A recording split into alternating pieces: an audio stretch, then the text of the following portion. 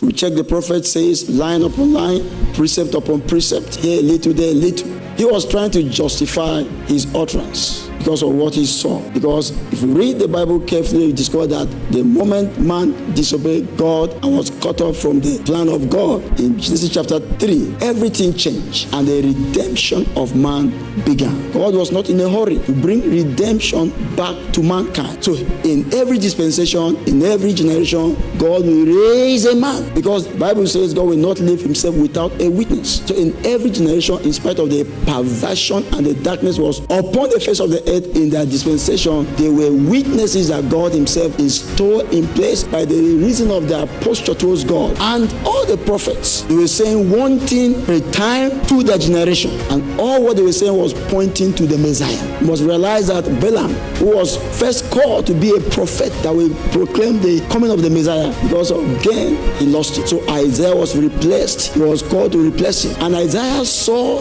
the things that will happen in the future, many years after the implementation or the manifestation of what Isaiah saw. But in a day that he saw these things, when he was speaking to his generation, he was speaking in parable. But God wasn't called, showed us in New Testament that rock was Jesus. The second time, when God spoke to Moses, he says, speak to the rock. You know, sometimes it's not no man, it's not safe ground to be usual or to be familiar with God. That you did something today, it happened, does not mean God is tied to that formula. So as a wise spiritual student, you need to learn how to lean on the Spirit to receive inspiration and direction from God every day and every season. Probably because he stroked the rock, he went and stroked the rock the second time. And that was the reason why God said, because you did not honor me before the people of Israel, you will not see the promised land. Many of us believe Moses didn't see the promised land because of anger. It's not true. The Bible says Moses was the meekest man upon the face of the earth. It wasn't because of anger. He didn't believe the Lord to follow his instructions. So unbelief, we will trust the Lord to deliver us from unbelief.